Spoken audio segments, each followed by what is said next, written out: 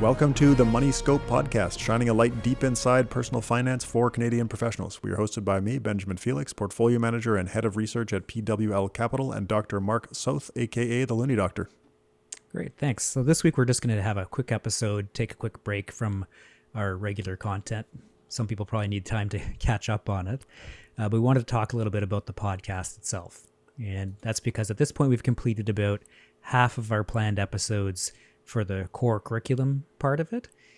Today we've gone through designing your life, financial independence, goal setting, the life cycle of debt, savings, investing, some basics about investing and portfolio management, and the account types available for people to manage their money. And coming up in some of the future episodes, which we've recorded as well, there's taxable investing, investing in Canadian corporations, or some corporate compensation strategies. And then we're going to get into insurance planning and some retirement planning and other topics. So for the non-Canadian listeners, the next few episodes are going to definitely be very Canadian because we're getting right into some of the Canadian accounts and taxes and way that it works here specifically. Yeah, it's a good warning. A lot of the early episodes were pretty general and broad, but as we progress, it gets more and more Canadian, which was the whole point of this podcast. So no, we're not apologizing. But that's what's going to happen. No, but it's the first few episodes I think were great for pretty much everybody. Yeah. Oh yeah. Totally agree. So like you said, today in this episode, we wanted to just take a pause from our regular scheduled programming. The format of this podcast has been just straight content delivery. I mean, it's like attending a lecture almost. There's not a whole lot of back and forth between you and I, Mark, other than when we're talking about the topics. And very little back and forth with the audience, other than maybe we'll respond to some comments on YouTube or on the Money Scope website. But we wanted to have this dialogue with the audience because it's going to help us understand what's working with the content, what's not working, and what the future of the podcast looks like. That's, you mentioned it. We have this core curriculum that we designed, and we wanted to make sure that we delivered that in this podcast format. But after that, the future of this thing is kind of a blank slate. So we just want to start this conversation with the audience so that we can start thinking about what comes after the core curriculum. Yeah, I think we've already been getting some good ideas. But first, I would want to thank everybody for watching and listening. I mean, at this time of recording, we've had well over 2,000 subscribers on the Money Scope YouTube channel, and each episode is being viewed thousands of times. So people are also leaving some great comments and questions, and we've been getting some great emails with questions as well. And the audio downloads have also been very strong. And in total, across the video and the audio, we've had many thousands of people tuning in each week. So we're reaching a pretty broad audience. We're pretty happy about that. I do want to remind people that we do actually have a website too, moneyscope.ca. And on moneyscope.ca, it has embedded links to the video and the audio there. And it's also has indexed transcripts. So we've taken a lot of time to try to index the material so that you can, if you're looking for something, you can look at the topic and find it quickly and read the section of the transcript where we talk about something. And also within those transcripts are embedded footnotes to original research references or data that we're referencing within the podcast. So that's all in there, plus some links to related articles on either the Looney Doctor or PWL's content. So it's kind of a one-stop spot where for each topic, there's a wide range of material that you can look at there.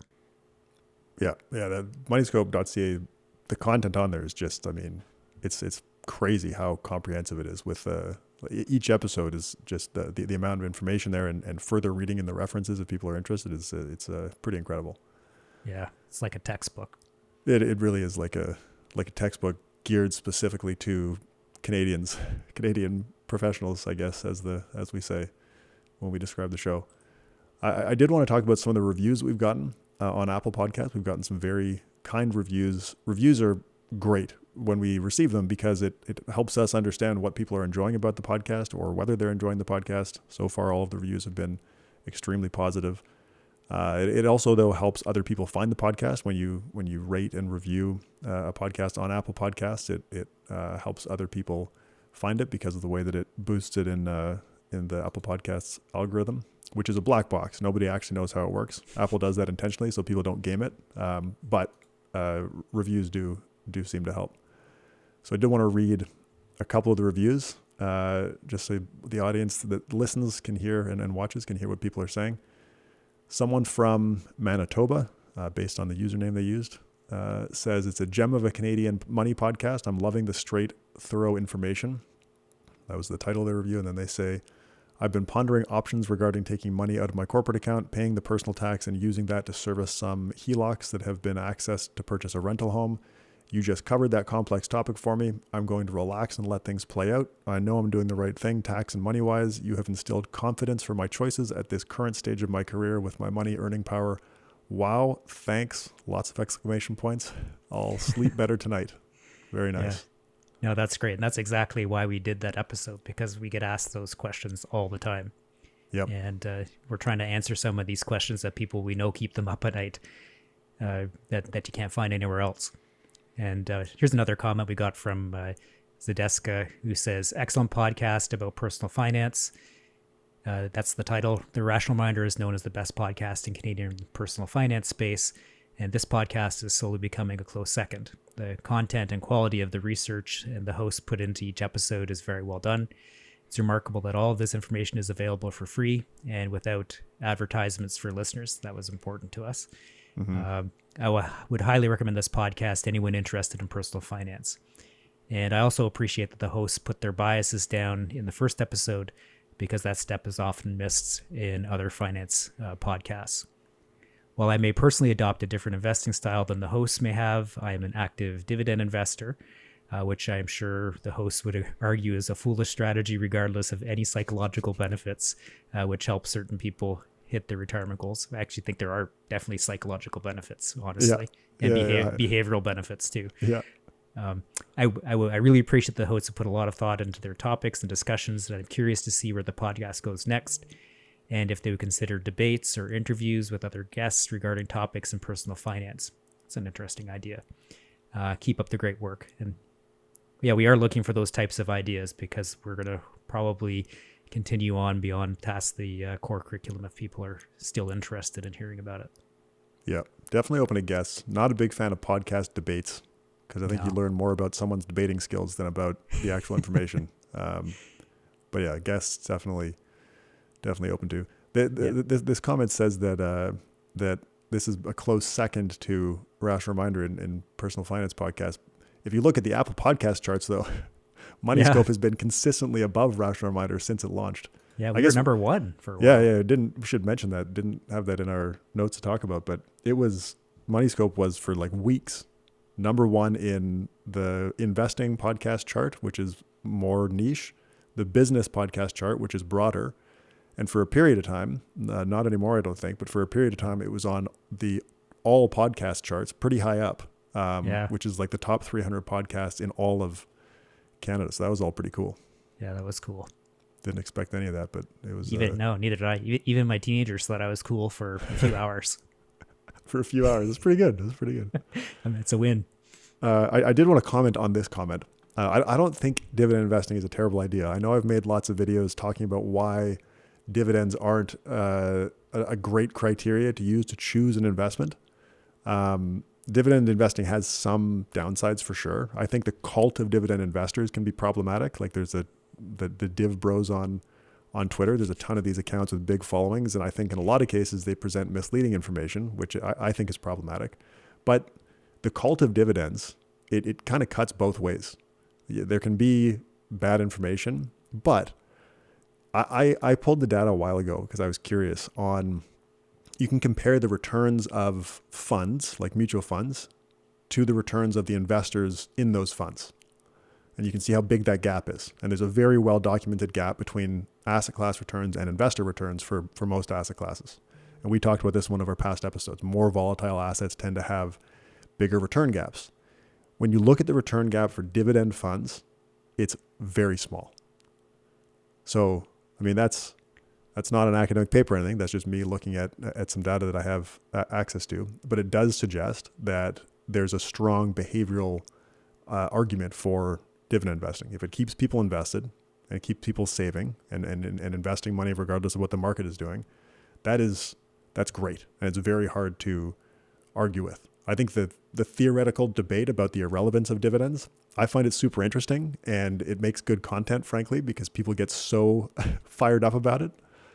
And there are downsides, like you can have some tax inefficiency. You can end up with an overly concentrated portfolio. But at the end of the day, the best investment strategy is the one that you can stick with. So I have this reputation of like hating dividends, but I think it's worth explaining to people why dividends are theoretically irrelevant. But it doesn't mean that I think that dividend investing is dumb.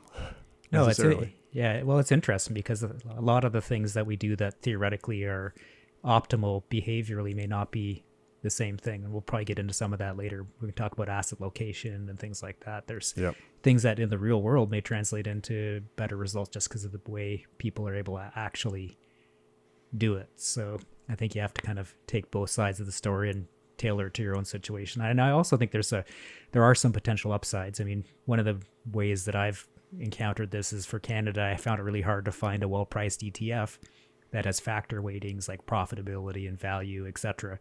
And dividend payers, that's an indirect approach to that. So they tend to be heavier weighted in those factors. Not necessarily all the time, but it is a tendency that's potentially there. And if I could buy a factor weighted ETF, I would do that. But if for Canada, it's one way of getting around that a little bit. And as long as it's a small allocation, not as part of a much larger, more diversified portfolio, because I think, as you mentioned, the lack of diversification is a potential issue that you can get into. I don't disagree with any of that. That's the thing is like when you talk about, okay, dividends are irrelevant because other factors explain the returns of dividend funds. That doesn't mean that a dividend-focused strategy doesn't have exposure to factors that matter. It does. The other factors like size and profitability and growth in the book value of assets and relative price, those all explain the returns of value stocks. But that doesn't mean that a value portfolio doesn't load positively onto those. It does mean that. And yeah, those exposures are great. And if dividends are a dividend fund is the only way to get access to those other sources of expected return, like there's no real problem with that. Given the choice, you would probably prefer a more diversified, lower yielding portfolio that has the same factor exposures, but that doesn't mean that dividend investing is like objectively wrong. Anyway, I think this is not an episode about dividend investing, but but that comment said that we would think it's a bad idea, so it's worth clearing up. And there's also no right way to invest. No one can tell you this is the wrong way to invest. Well, maybe like buying and holding Teslas, maybe that's the wrong way to invest. If that's your only holding, definitely. If it's for a little bit of fun and excitement, maybe. Yeah, fair. Yeah, see, entertainment value. Like people get, I think the other thing is people get non-financial benefits from investing, right? And if that gives you a little bit of entertainment and you do it in such a small way that it's not really impacting your portfolio, then I don't see any problem with that either. Non-financial benefits can come in so many different forms too. I've talked to somebody who had inherited RBC shares, and they didn't want to sell them because it had a connection to a family member who had passed away. And it's like, how do you say that's a dumb thing to do? You can't. Yep. Anyway, that was a total digression into investing, but that's okay because that's what this podcast is largely about anyway. Yep. Another review, Metro Paul. Another Canadian says that this podcast has great promise. I really like the podcast so far, even though it's only getting started. I guess this was an earlier review. It feels like a concentrated, high-value version of the knowledge of two fantastic financial educators. Plus, they seem to be having fun working on this project, which is a good sign of their genuine belief in the product. Keep up the great work. Yeah, no, I think we are definitely having fun doing this, and I guess this has been part of the mixed feedback too, is we do sometimes get really into some of the topics and start going off on some of our own things, discussing it back and forth. But that's also part of podcasting is conversations. So we're going to talk a bit more about that later. We do spend a lot of time though trying to organize and distill the topics the best that we can before we do each episode. Although even though we do that, we sometimes can get excited about something and start to unpack more things that we think about as we're going. We try to get most of that out before we hit the record button, but we can't help joking around a bit, and we do feed off each other sometimes. So I know that's out there. And some of that's gotten mixed feedback, which we'll get to in a second. But first, I did want to share a couple of the emails that we've gotten that I think illustrate why we're doing this. And one of them, I've got two that I picked. One's from a late career listener, and they said the Money Scope podcast and Good Life paper have prompted a lot of thought and discussions at our house around what we value and how we prioritize our time. So that, to me, says It's huge impact. Yeah, it's huge. And I just the other day, I got another one from an early career listener who said, we're in that stage of life you talk about. Debts are paid off. We're getting used to the money now. We're starting to try, and we almost making a poor big decision. And your recent podcast on goal setting driven by values, I think, will be life-changing for our family. Possibly sounds dramatic, but I sincerely believe that you've changed the trajectory of my and my family's life by the work that you do. Thank you. So this is the type of impact that really does keep us passionate about this work. I think we really hope that we're helping people to make some better decisions and think about what they're doing. For sure. And that's what one of the reviews earlier talked about, how we don't have ads, and we don't because that impact is more important to us. We were approached to have ads in the podcast, and at least for now, we decided not to, because this is the priority is having an impact. Yep. So it's good to hear that's happening. I did want to comment on the fun part and on the chatter part, is that what people don't see in the podcast is that, I don't know, Mark, we probably spend like 45 minutes chatting before we start recording every time. Yeah, at least that. Yeah. At least. Yeah, we are having fun. Yeah, this has been a very expensive podcast for me. After the first couple episodes, I bought a hot tub and I bought a new mountain bike. Yeah, that's funny. That's funny. I haven't gone skiing this year, but I got my kids all season passes. But yeah, that's been the only big recreational expense for us has been ski equipment and passes for kids. Yeah, it's fun. Yeah, it is fun. Yeah, so on feedback on the podcast, overall, super positive from all the different sources that we've gotten feedback from. But we have gotten, the one thing that we've gotten mixed feedback on, and it is mixed, is the general Money Scope theme, which we both thought was like the most brilliant thing ever when you came up with it, Mark. Yeah. But I think for a physician, scope sounds, which we have real scope sounds in each episode when we transition from the intro to the main topic and then out to the outro. And the medical jokes that we make throughout the episodes are pretty normal and casual if you're a physician or in a physician family.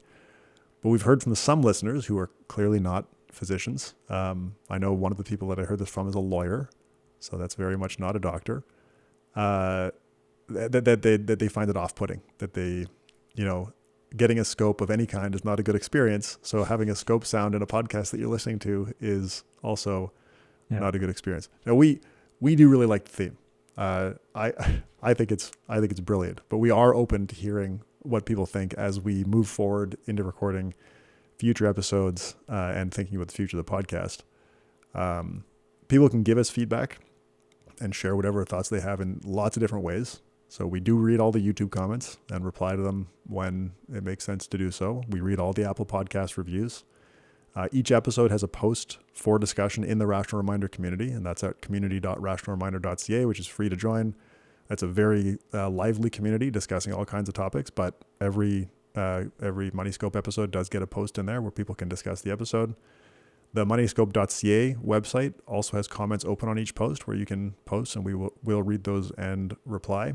And then we also have an email address, info@moneyscope.ca for the podcast. And then, of course, we also have our own email addresses that you can reach us at. Yeah. I did actually get one fun comment from a colleague last week, and it was that I can't believe that you got all the way to episode 6 of the Money Scope before mentioning poop. I mean, that said, we have recorded episode 12 at this point, so we will try to adjust based on the feedback that we're getting as we move forward. So I think we try to keep it pretty reasonable, although I honestly can't help making the occasional bad joke. I think it's actually a genetic disorder that I inherited from my own dad. But I'll try my best. I think laugh at the jokes. I don't know. No, well, I think, yeah. I don't know what that says about you. Yeah, that's fair. Yeah, I think one of the other good side effects of this podcast, which we were talking about offline, is that one of the good effects that we've had is really actually pushed us to revisit a lot of topics. And we really like to everything that we say and do is, if we can, we try to back that up with data and research. But what we've found as we've been getting into some of the deeper topics about incorporation, that there's a lot of gaps that are there. So we can't help but try to model some of those with some pragmatic questions and dilemmas and make models to sort those out. So we're coming up with a lot of extra material to put in there. Oh yeah, it's been incredible. Right now, at the time that we're recording this intermission episode, we're also preparing for the upcoming episode on corporate compensation planning, which is a super deep niche topic.